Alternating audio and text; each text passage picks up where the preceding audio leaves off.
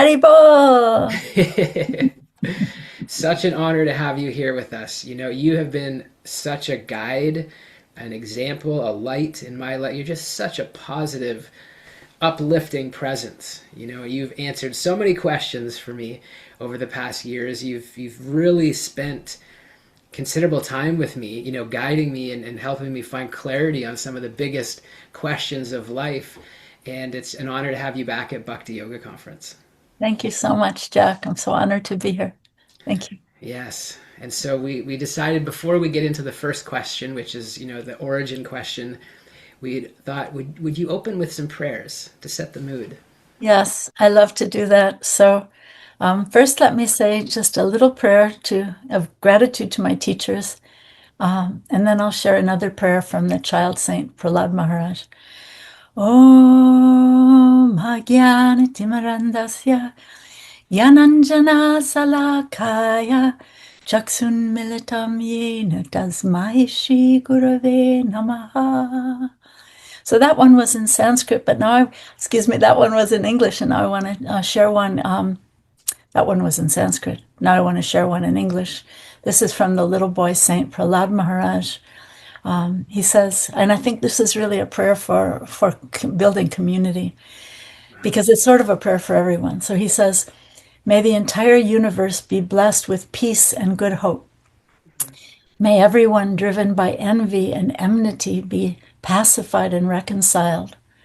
May all living beings develop abiding concern for the welfare of others. May our own hearts and minds be filled with purity and serenity. And may all these blessings flow naturally from this supreme benediction. May our attention become spontaneously absorbed in the rapture of pure love unto the transcendent Lord. Thank you so much. Beautiful to invoke the presence of the little boy, Saint Prahlad Maharaj. It's so beautiful and such important words. I wish that you could whisper lovingly those words into the ears of so many world leaders right now. And but we all feel that, and we're just honored to have you with us. I know you have something prepared to share with us from the heart. And before we go there, could you just share a little bit about your journey to Bhakti Yoga? We have new seekers, new yogis here. You know, this has been over half a century journey for you, but give us a taste. What inspired, and how did you end up on Bhakti Yoga? Thank you. It's interesting. I looked in the chat, and there's a few people who've joined from San Francisco. So I actually first met devotees of Krishna in San Francisco, and I was only 16 years old. And my son Gauravani kind of winces at that when he thinks of his youngest child. He has three kids, and his youngest one is 16. But yeah, I was 16, and I was really searching. I was always searching. I was always looking for answers. And I kind of felt like I was dropped from another planet. I couldn't figure out what was going on in the world and what motivated people. So I was always looking for something deeper. And when I met the devotees in San Francisco, it was such a beautiful experience, a real soul to soul experience.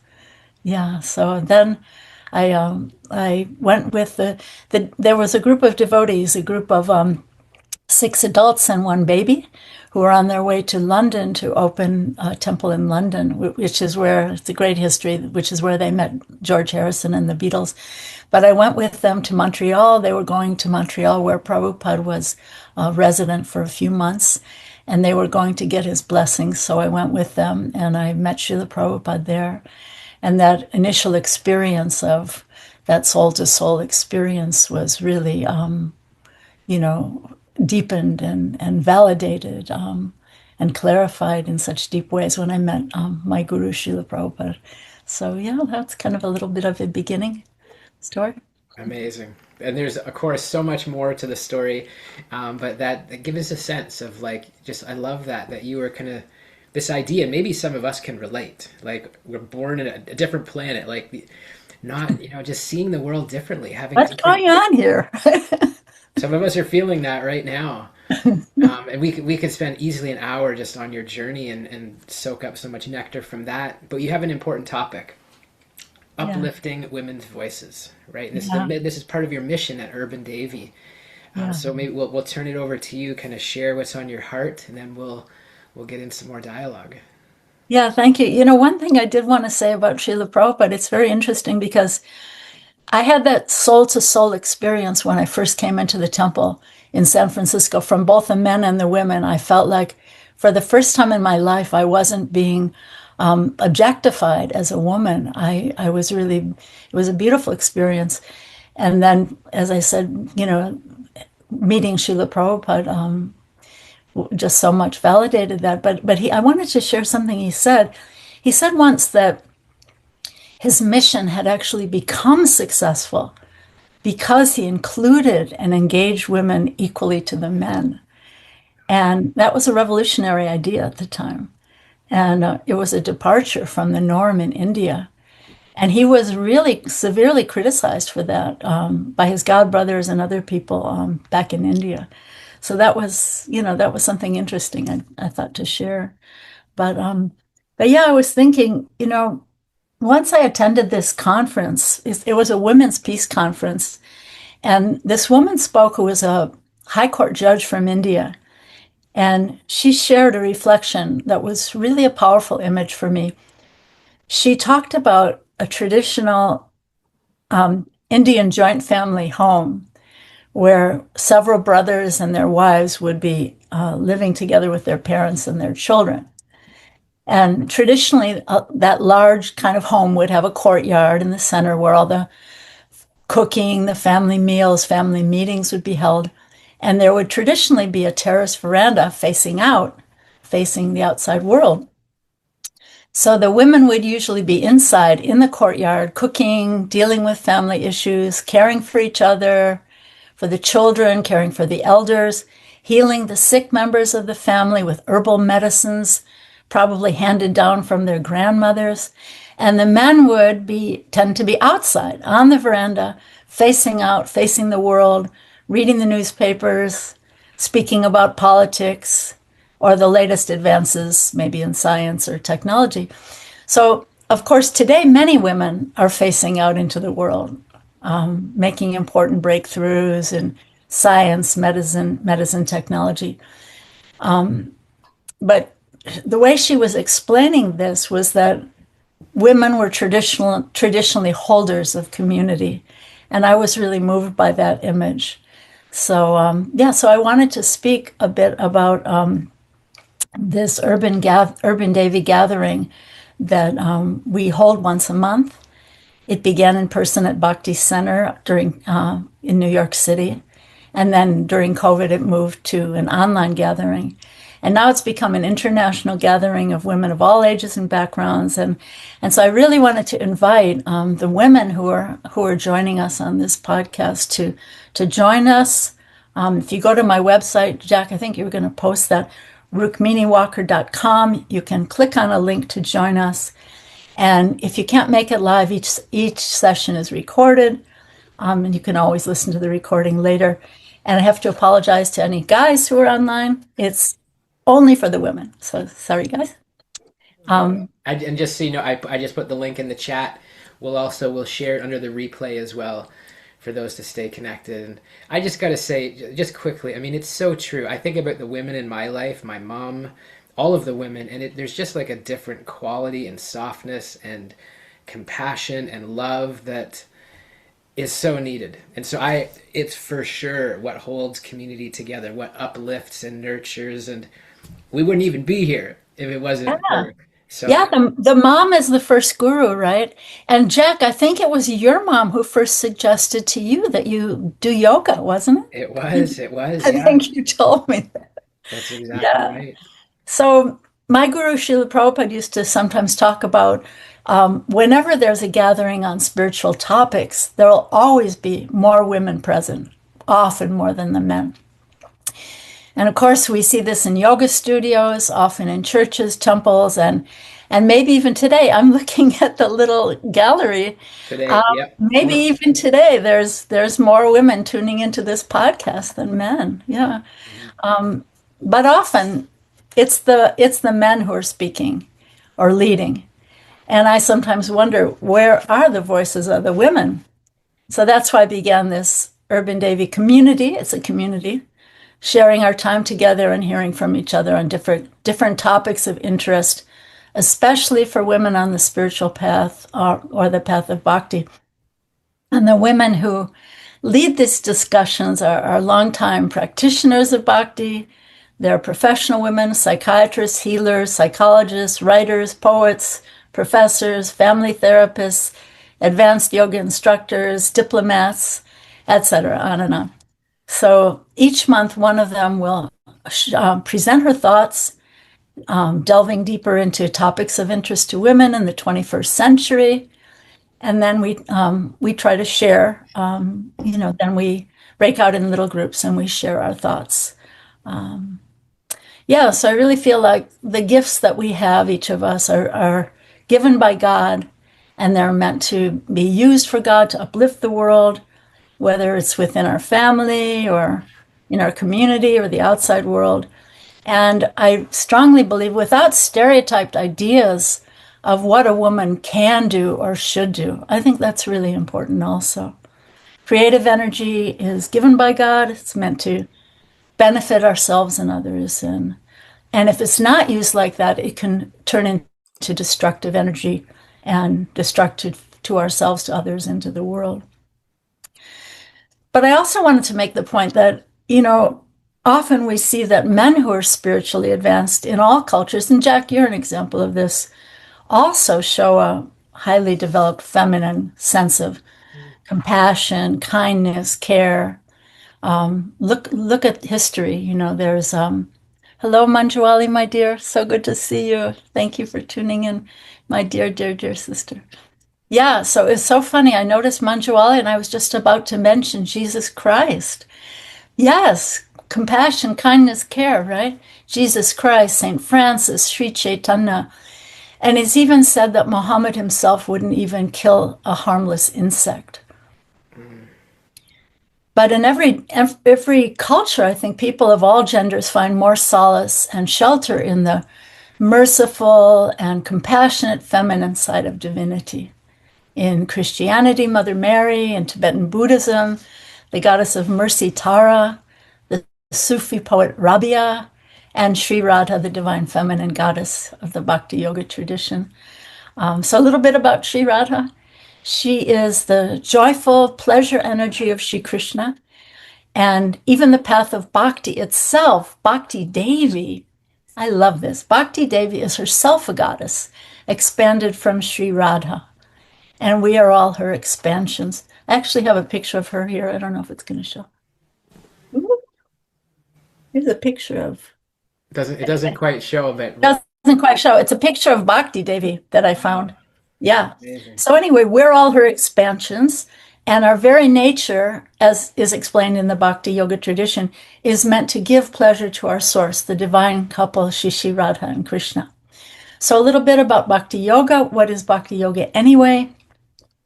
Yoga means to connect, to join together, and Bhakti is the path for connecting through love in action. And Bhakti is described as an offering of the heart, an opening of the heart. It's described as upasana, or meditation, that's been saturated with priti, or love. And to offer our hearts in loving service to our source, to the Supreme, who source of us all, who made us all. And on the path of bhakti, we call him Krishna or Govinda.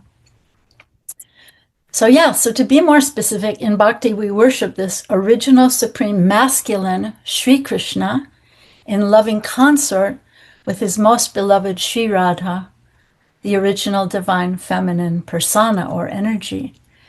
And in bhakti, we understand that our very nature, our intrinsic nature, is actually feminine. So I really love this point about the bhakti tradition, that whether we're externally male or female in our current bodies, our internal spirit, or jiva soul as it's called, has a feminine nature. And in our bhakti practice, we revere the Hare Krishna mantra, A mantra is a combination of potent, sacred sound vibrations that help us to transform and go beyond the stages of our senses, our minds, our intelligence, and access our own, again, intrinsic spiritual self. So, this beautiful, sweet Hare Krishna mantra, and this is important, speaking about the divine feminine, I think, this Hare Krishna mantra is actually a combination of names of the divine masculine, Sri Krishna, along with his beloved Sri Radha, the divine feminine. So this mantra in Sanskrit is called a Jugala mantra, or a loving reciprocal calling out to the divine couple, both in union and in separation. So if I can unpack that a little bit, this mantra incorporates 4 pairs of names together in union. So Hare means Sri Radha. So Hare Krishna. Then 2 pairs of names where Radha and Krishna are separated. Krishna, Krishna, Hare, Hare. Then 2 pairs of names in union once again. Hare Rama, Hare Rama. Rama is a name for Krishna that means the enjoyer of Radha. And then 2 pairs in separation once more. Rama, Rama, Hare, Hare. So this is a very, very beautiful thing, I think, to explain and unpack, because it's said that the river of love flows more swiftly when there are 2 strong banks, right? The bank of union and the bank of separation. And that helps the river of love to flow beautifully and strongly. So yeah, back to this topic of community. This is the topic for your Harvard Bhakti Yoga Conference. And I think that in order to build community, it's important that we be, first of all, breathing in to nourish ourselves, and then breathing out to help others and to nourish community. And when we take shelter of divinity in some way each day, ideally as we begin our day, before we just go and charge out to give and serve the world with whatever gifts we have, this breathing in God or Radha Krishna can bless us, empower us, and fortify us. And then breathing out, we can live in the world to help build that beloved community. So I think this is a really important point. And yeah. And in our Bhakti theology, in our Bhakti tradition, at the very center and root of all existence is this loving relationship between Radha and Krishna. I find that so beautiful. And so, yeah, I was thinking, well, what are they doing there together, Radha and Krishna, in that spiritual realm? They are engaged in a loving cosmic circle dance called the Rasa dance. And each of us is being invited to join them in that sacred dance of love. And remembering, again, this theme of this year's conference being community, we could consider this rasa circle dance as a metaphor for building, inviting, welcoming the community of all living beings. I think that's a beautiful metaphor and a beautiful image. So there's a story from the Jewish tradition that once a rabbi asked his students, how can we determine the hour of dawn when the night ends and the day begins? So one of the rabbi's students suggested, maybe from a distance you can distinguish between a dog and a sheep. And the rabbi said, no. And then another student ventured, well, is it when we can distinguish between a fig tree and a grapevine? No, said the rabbi. Please tell us the answer then, said the students. And the wise rabbi said, it is when you can look into the face of another human being and you have enough light in you to recognize your brother or your sister. Until then, it is night and darkness is still with us. Yeah. Yeah, it's nice, yeah? So beautiful. It's beautiful, right? So I just reflecting back on my teacher, Srila Prabhupada, I really saw this light, this wisdom in him. Why did he even leave India and to share this knowledge at the advanced age of 70? He had no money, no resources, no institutional support. Why did he come? Unless he was seeing the faces and feeling compassion for those of us who are suffering on the other side of the world and then going all over the world. So he saw no difference between people of different nations, races, genders, religions, or communities. And his only aspiration was to share this beautiful, transformative knowledge of bhakti. Yeah, so he shared these beautiful names of Radha and Krishna all over the world, in Africa, in Russia, he went to Tehran. He went all through Europe. He went through the Americas and Asia. And in exchange, what did he ask from us? He just asked that if we were touched by this message, to imbibe it ourselves and to share it with others with sincerity. And so that leads me to a little story that once I asked Srila Prabhupada, because he kept talking about sincerity. It seemed as though that was all I was hearing. He would say, just become sincere. Just try to become sincere. And finally, I asked him, this was in Boston when I was a pretty new devotee. And I said, but Srila Prabhupada, how do we become sincere? And it was so charming. He looked at me really intently, and then he just shot back. He said, how do you become a thief? And I was so shocked. And I said, well, you would practice stealing. You would learn to talk the way they talk and act the way the best thieves act and go where they go and learn from them and practice. So his eyes were sparkling and he said, yes, so you must practice being sincere, being authentic, and you will become sincere. So I think that's a precious story to share. Yes, it's a great lesson. Bhakti is not meant to be theoretical or dwell in the head space. Bhakti, or love in action, must sink down to the heart space, beyond mindfulness, really, to reach into heartfulness. Yeah. And I always remember Dr. Martin Luther King Jr. speaking about building the beloved community. What a beautiful term that is, the beloved community. And I think this inclusive idea of a beloved community should go well beyond, well-intentioned documents like the United Nations Declaration of Human Rights, right? It needs to include the earth, the trees, the animals, and every species of life. And Krishna says that in Bhagavad Gita. He says that someone who's wise sees the spiritual essence within every living being, no matter their species, their race, or their gender. So, I really think this way of seeing and thinking is a dynamic way forward to truly building beloved community in this, look at this world today, this most highly conflicted world that we're living in today. And Dr. Martin Luther King's wife, Coretta Scott King, she said that the greatness of a community is most accurately measured by the compassionate actions of its members. Yeah. So just closing my thoughts, I wanted to share 4 insights on community building that were expressed by my late, very dear godbrother, Bhaktitirtha Swami.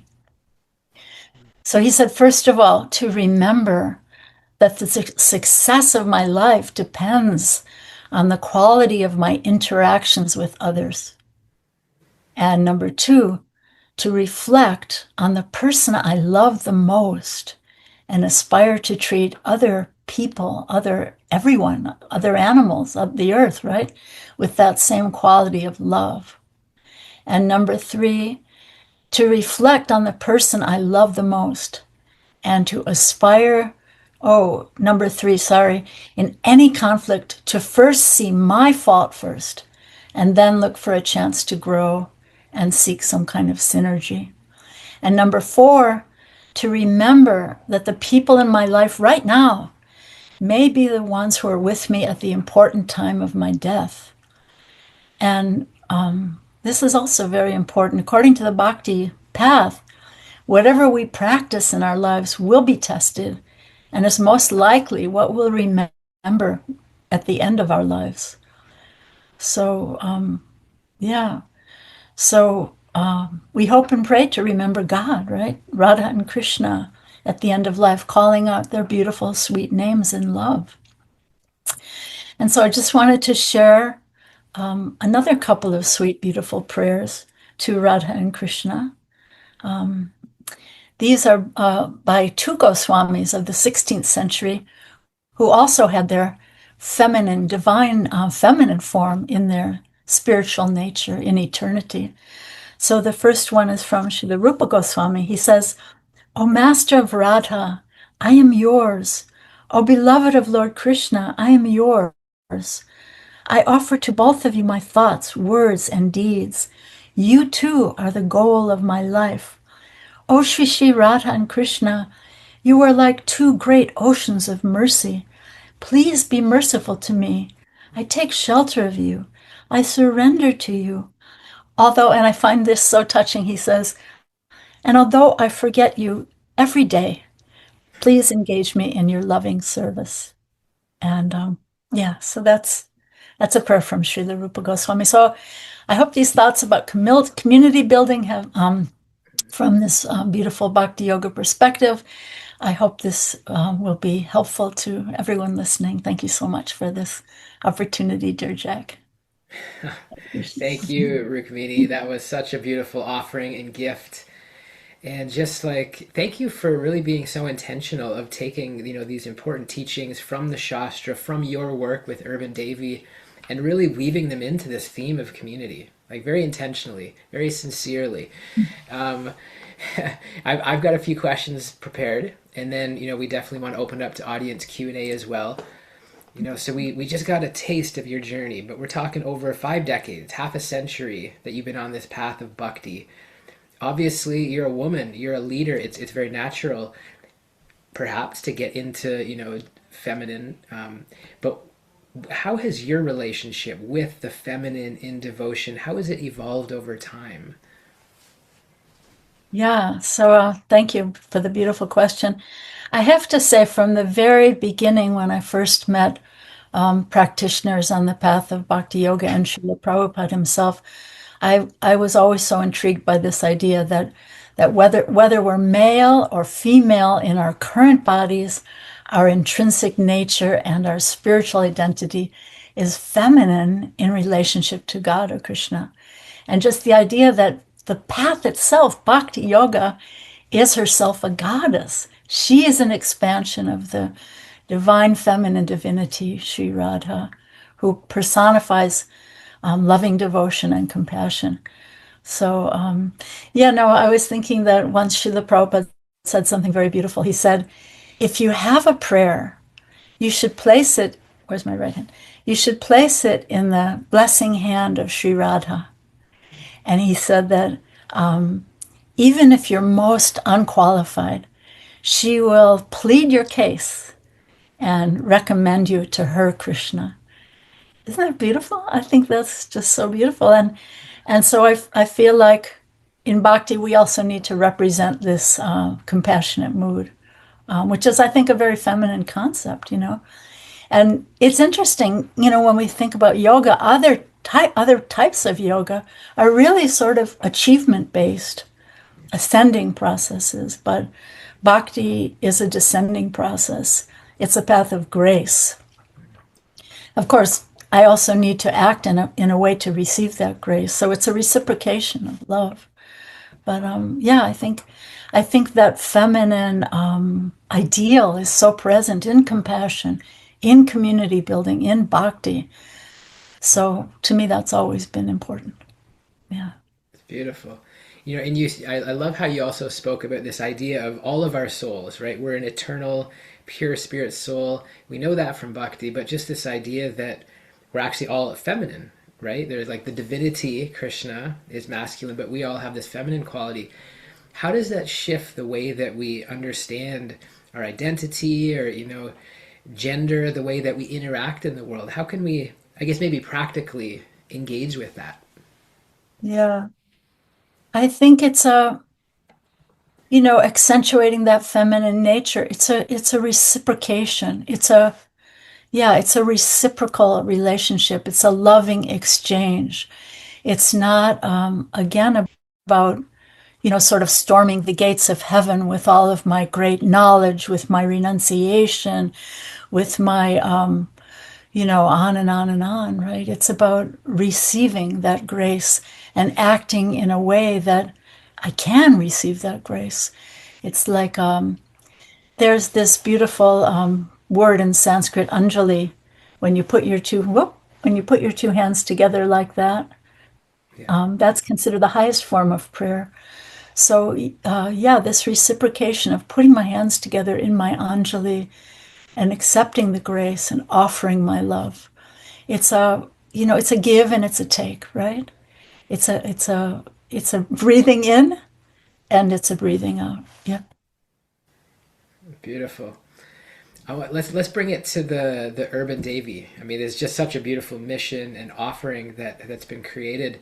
So, as you said, most of the yogis here are women, as to be expected. And so, for women who feel that they have something to offer, but Mhm. maybe they hesitate. And I, by the way, I see some powerful women leaders in here, and some may feel that that hesitation to speak or to lead. What would you say to them? I would say that as women, we share a different perspective. Um, you don't want to stereotype things because, as I said, there are often men who are very developed in these feminine, compassionate qualities, but very often women share a different perspective. It's often a gentler, more compassionate voice. And I think it's really important to notice that when those voices of the women are stifled or silenced, I really strongly feel that we're impoverishing ourselves and our communities and the future generations. That's the result of silencing the voice of the women. And women are the protectors of the children, also the wives, the mothers, the daughters, and when the voices of women are silenced, then it also opens the door for children to be abused, for the earth to be abused, and yeah, so it's a very, very important thing to uplift the voices of the women. It's so important, so critical. And so Yeah. if someone, at this moment happens to feel disconnected or lonely or kind of outside of community, what Mhm. would you say? What is the first step to get back into this bhakti circle of love? I think that the best answer for that is radical noticing. Radical noticing. Think of that. Sometimes you walk into a room, you might walk into a temple, you might walk into some gathering community space, and just notice that someone's isolating. And everyone needs to feel seen and heard. And if we notice that someone's isolating, could be a woman, could be a man, but to be able to just empower your own voice with radical noticing and feel the urgency to go up to that person and say, "What's on your heart? What's on your heart? Is there anything you'd like to talk about?" And sometimes a person like that might have just been wishing that someone would reach out, you know? And I have to say also, sometimes a possible suicide can be averted in that way. So this radical noticing, really reaching out, gives other people the permission to do the same. Maybe we feel shy. Maybe when I'm at my temple, I'm just with my own little clique of good friends that I meet every week, or wherever I go, not necessarily a temple. But yeah, reaching out, I feel like it gives a domino effect in community. Radical noticing, it gives other people permission to do the same. What's on your heart? Wow. Anything you'd like to share? Yeah. Such a beautiful practice, and that's something very practical that each of us can do. The grocery store clerk, wherever we have an elevator, riding a tuk-tuk in India with my friend Rukmini, wherever it is, just I love that question. What's on your heart? And it's just kind of disarms and creates a beautiful connection. Yeah. Something else that's kind of that I loved about what you shared is this idea of sincerity. The story with Prabhupada saying, practice sincerity and you will become sincere. Mm. And some of us might be like, okay, love that. How do we actually practice sincerity in a world that's like rewarding performance, results, achievement? Yeah, Yeah. So, yeah, I think it's really true that in each of our hearts we're all looking for authenticity. That's what really touches our hearts, authenticity in our relationships, beyond the masks, beyond the pretense, beyond the posturing. And it's just so refreshing when someone is simple, sincere. Simplicity is also partners with sincerity. Being simple, sincere, and just being without any ulterior motive, just and that sincerity and simplicity, it just gives us the chance to really take a deep breath and honor the wonders of the world. If my life is not so complex and burdened with so much stuff and so many pretenses, really, you know? And I think saints are like this. The saints of all traditions are like this, childlike and with a simple sincerity. Think of people that you think of as being really saintly. They're just childlike. They have a childlike sense of humor, you know. And you know what it brought up for me is this idea of the child in the story of the Emperor's New Clothes. The all the sophisticated adults, they're so afraid to tell the truth, right? And only the simple child had the power to do that. So I think sincerity reverberates across boundaries and it opens hearts. So that many is. more stories to share about that. It does. It's your sincerity is opening hearts right now. Let's look to the future for a moment here. Okay. So what is coming back to the importance of women leaders, what is the role of women in shaping the future of bhakti yoga communities globally? Yeah. I think it's important to recognize that women have a different perspective. It's often a gentler, more compassionate voice, and they're the holders of community. Women are the holders of community. They need to be honored and heard and seen and cherished. So that's what's very important. Those voices that have been silenced need to be uplifted. And I think we're all looking right now in the world for a more compassionate, gentler world. And maybe that will come from the voices of the women. Absolutely. There's no doubt.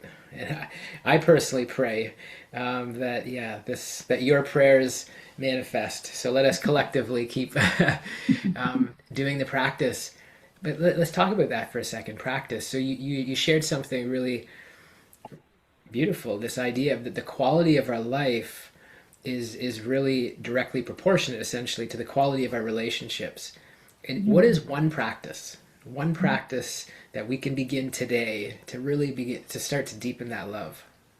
Mm. I would say that try to become an essence seeker. Try to go to the essence. Try to see and honor your own best self and the best self in everyone you meet. And every human endeavor, every human exchange, it's either a gift of love or it's a cry for help. So whether it's an important person that you meet at somewhere like the United Nations or a homeless person on the street, right? Just to cultivate this art of deep listening and really pray to see the same spirit, soul essence that they're in the heart of every living being, including the animals, and treat everyone as sacred and beloved to the one God who made us all. I think, yeah. And I think it's also important to say that love is the most revolutionary and radical force in the world. It compels us, it challenges us to care for the world as a living body, and we are a part of that living body. And also, if I could add one other thing, I would say study and try to imbibe the words of the saints of all traditions, you know, and try to walk in their footsteps because I feel like, yeah, I just want to be swimming in that deep river of the saints and the mystics of all the traditions of the world. I don't want to be on the surface, you know, having breaking news break my heart every day, every moment, every time I click on my phone. No, I want to be swimming in that deep river of the mystics of all the traditions. Hear what they have to say to me, try to remember and repeat and share their words. Yeah. Wow. Yeah. Thank you for that reminder to seek the wisdom and relish the beauty from all traditions. This is something you do so beautifully, right? Yeah, you're very involved with interfaith dialogue, and bringing together people like Dr. Francis Clooney, who's been a part of the conference in the past, and just like beautiful souls, beautiful voices from different traditions together in harmony. And Yeah, I think when I use the word bhakti, I have to be careful to let you all know that I don't see that as a sectarian concept, but bhakti is the essence. Bhakti is the love essence that's there at the center of every spiritual tradition. So we have to seek that, be an essence seeker, find that essence, and go beyond the differences of stand up, sit down, bow down. One of our great teachers, Bhaktivinoda Thakur, has a beautiful song where he talks about why do you continue to hate people who worship in a different way from the way you worship. So I think that throws down the gauntlet. Why do we continue to hate? Even the differences between me and other people in my own community. Why do you continue to hate and only see and highlight the differences? We're all seeking love. Every living being is seeking light, right? Even the plant. Shh. I'm yeah, thinking of Manjuwali, who's a gardener. She's got her little plants, and the plants are all seeking light. Maybe, oh, you know who else is a gardener here is my sister, Susan, Nartaki Radha. Maybe more of you are gardeners. But yeah, a living thing seeks the light. So we have to be, if we don't want to be dead, right? Do you want to be dead? Actually, there's a beautiful quote from Rumi, or I think it's from Rumi, where he says, on the day that death finds you, make sure that he finds you alive, that you're not already dead on that day. So, yeah, living things seek the light, seek love, seek compassion. So let's be truly alive before that moment of our death, that ultimate moment of our death. Let's be alive. yes, such words of wisdom. I love it. Lots of emojis being shared. Maybe just one more question, then we're going to open it up to Q&A with the audience. Okay. What does it really mean, like in your heart, to walk the path of love together? What does it Uh-huh. mean? Um, yeah, I talked about breathing in and breathing out. I feel like if I want to walk the path of love, I first of all need to understand what is love, what is selfless love, and what is the difference between that and all the, you know, motivated ways that I might live my life. So this idea of breathing in and breathing out, I kind of, in my heart, I kind of see it like dolphins. Dolphins, they're such joyful creatures and they're jumping up and we're so thrilled when we see them, but then they dive down deep to get to the deep places and be nourished and be fortified. And then they jump up to share. So I think that's real community. So I think that reciprocation is essential. Actually, once Srila Prabhupada said to my dear god sister Yamuna Devi, he said, if you don't share the knowledge that you have, you will lose it like a bucket with a hole in it. So we all have to be really careful to nourish ourselves, fortify ourselves. What is love, and how can I today act in love, live in love, and then share that with the world? I think that's a little venture of an answer. That's beautiful. We need to get this out to so many more people. And we're just so happy to have you here. I'm gonna put the link in the chat again, and we'll have it under the replay. Stay connected with Rukmini. This is a woman, a leader who's been living it, teaching it, breathing it, sharing it. Um, Being a student still. We were on retreat as students a few months ago in India, and just so grateful for you. But we'll take some audience Q&A. There was a hand up, and it went back down. So if someone has a hand up, or I always like just calling on people also, we can do that. Let's check. Because you mentioned the name a couple times, can we bring on Manjuali? Oh, A reflection, a reflection. All right, wait. she'd rather be out in her garden. It's so beautiful. You were with us last year at Bhakti Yoga Conference. It's such an honor to see you again.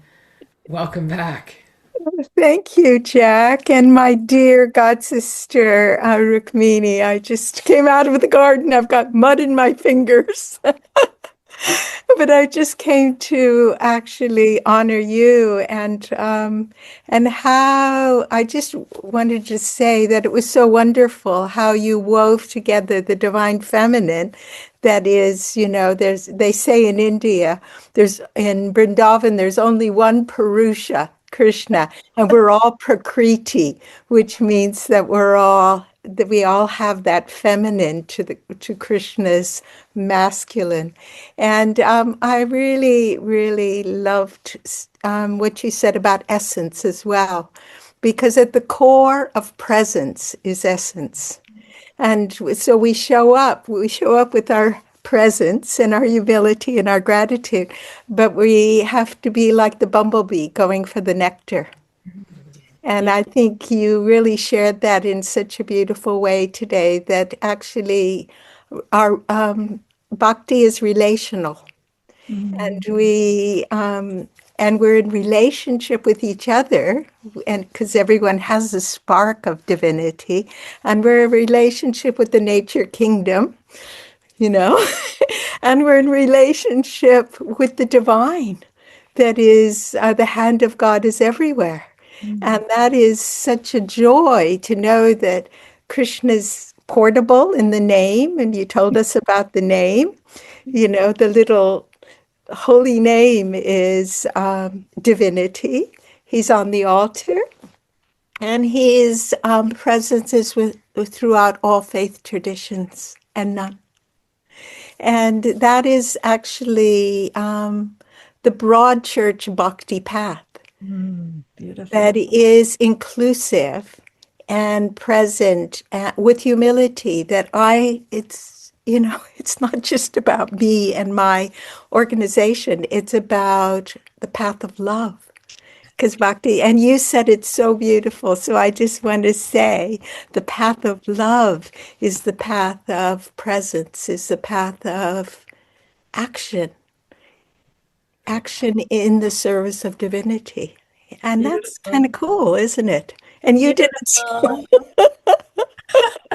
Wasn't that just such destiny that you would call on Manjuali? Oh my I mean, goodness. that was the highlight of the whole hour. Excuse me, but it was. The love that the two of you share for No, each other is so beautiful.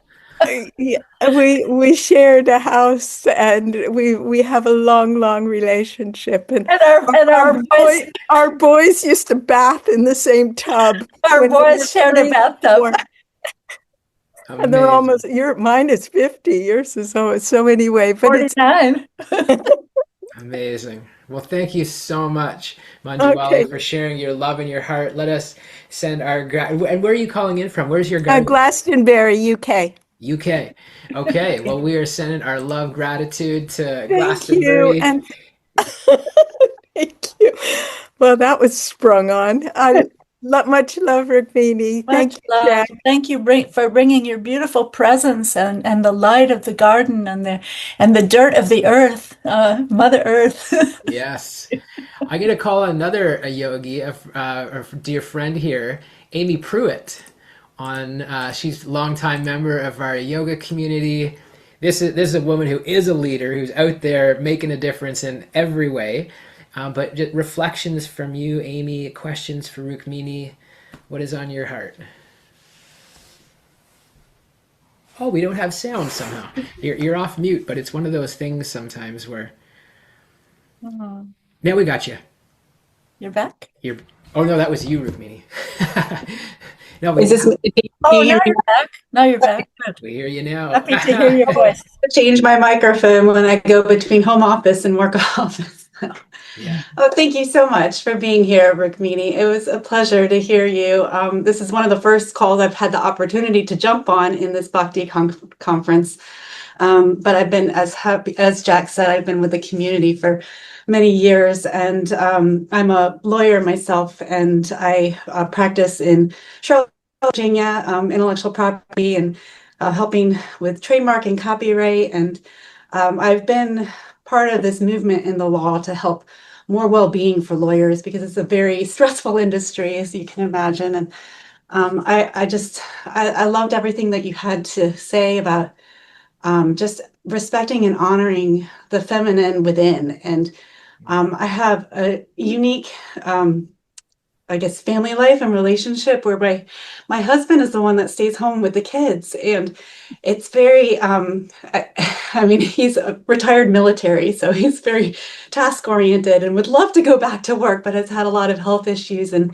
But it's been such a joy to have somebody at home with the kids. And it's different than, the traditional family life where the woman was expected to stay at home and raise the kids and be more nurturing. And I am very nurturing, but at the same time, I value having a work life. And my career has been very important to me since I went to law school. And I guess I don't really have any questions other than um, there's just such conflict in especially in North America and the way that we design our work system because it's very driven by, as Jack said, very performance oriented, like achievement oriented, which is good for me because I've done well in school and enjoy achievement, but at the same time, it's hard to prevent this burnout, especially with women, because women in the workforce are so burnout with doing all the things to succeed in the work environment, but also doing the things that were traditionally expected of them as the nurturer, as the provider for the children to help them grow and to provide that more maternal aspect. And I do feel that myself. It's wonderful that I have a husband to help me, and he's very nurturing as well. But there is that kind of deep feminine need to support the family and the community. So um, I just I appreciate your perspective on how to balance that. It's a constant journey for me to balance those needs and those and internal I think differences. There really are differences between feminine and masculine. Yeah. Although there is a feminine side to all masculine. I mean, I think even physically they start feminine because it's not till later that the Y chromosome is kind of developed. So I just appreciate your perspective on that and how to balance everything. Thank you so much. The first question I have for you is, will you join us and lead us in an Urban Devi session? We'd love to have you Oh, I come. would love to. Thank you. I'm so honored to be Yeah, asked. I because it just signed up. I went on your website as soon as you mentioned it and signed up for the next thing on the 29th or whatever it is. beautiful. So I'll get your contact from Jack, and we would love That to would be have you lovely. lead us. I mean, isn't it a beautiful thing that they're women lawyers with a heart, I mean, so many lawyer jokes about how they're such sharks and everything, but to think of women lawyers who are representing clients from the heart space, with compassion. And yeah, it's so true. Often women who work, they go home and they have another full-time job once they get home, even if they have the most supportive husbands. So, when you go home and you can cuddle your little ones, even I don't know if they're big or little, but just cuddle them and remember that your time with them is the most precious gift. And Little and big, and I cuddle them all. yeah, just cuddle them and love them Yeah. up because, the dishes can wait and the laundry can wait. And, maybe you're exhausted and you've been in the courtroom fighting other sharks all day long, but you can just sit down and fall down on a couch and giggle and cuddle and just love them up because your time is the most precious thing in the world. And that's something that you can never get back. So, Exactly. And I yeah. think that's what, as a parent and somebody who works, is just affects me the most. I get very emotional about it because I do have an older family, my older kids, with my ex-husband, and then I have a younger family. My youngest are 7-year-old twins, about to be 8, and having diagnosed them well. We've been to some of the retreats together, but it's very hard to think about past time. It's hard not to reflect on the past time that's been lost. Yeah. And With it's just so getting caught interesting. up in everything. Yeah, and it's so interesting to me that you mentioned the differences because before all of you logged on, Jack and I were just talking about honoring the differences in a relationship. So often we come together because we see, oh, we have so much in common, but then we fail to recognize the differences and honor the differences and how we think differently and how everyone is not the same as me and how I can so much honor the different way that person is thinking and walking the world. So how important is that? I really honor you. Thank you so much for what you do in the world and for what you do at home. And I'm sure your children feel very loved and hugged and cherished. Thank you. Thank you so much for being here. I appreciate your words. Thank you for calling on me. Happy Jack. Beautiful. Love it. Well, let's send our love gratitude to Amy from Virginia. Virginia is for lovers, as we know. Yes. Such a beautiful question, and thank you for being an example and love to make this connection. Rukmini, in the essence of time, in this, would you leave us with parting words? What would you leave us with as these women, these beautiful souls, these divine beings, as we walk forward on the path of bhakti? Yeah, I would say that, if you yourself are maybe feeling a little isolated and maybe disconnected, maybe try to find in your own sphere, in your own community, maybe I think the idea of a like-minded friend is very, very important because even in a worldwide community, there may be people that think very differently from the way you think. So I guess my parting thought would be try to make a little group of like-minded, even if it's just one. Another thing that Srila Prabhupada told you, Muna Devi, he said, community can be 2 or it can be 200, which is very, very wise. So yeah, in a big community, maybe there are people that drive you crazy. Maybe you don't think the same way they think. Find 1 or 2 or maybe 3 like-minded friends, get together with them, share something, each read a page from some book, maybe Bhagavad Gita, something that inspires you, and then reflect back on what you read and then have the next person take a turn and make a time like that. I know my friend Nartaki Radha, who's on this Zoom, she's doing that in Salt Lake City. So that's very transformative because sometimes we think, well, I don't have many friends, You don't need many friends. You just need 1 or 2 like-minded people in your life that you can really find the essence of who they are and reveal the essence of who you are in exchange. So that would be one parting thought that would occur to me. So beautiful. Thank you for your presence, for your authenticity, your sincerity, for your leadership, your example. Just such an honor to have you, and thank everybody for being here with us today. This would be a good one to go back and rewatch and just really soak in because it was just so intentional what you Yeah. offered to us today, and it's just such a Thank you. blessing. I'm so grateful for the opportunity, and I'm so grateful that you're putting this out to the world online on Zoom. Isn't that a beautiful thing? Bhakti yoga to the world. Wow. Thank you so much, Jack.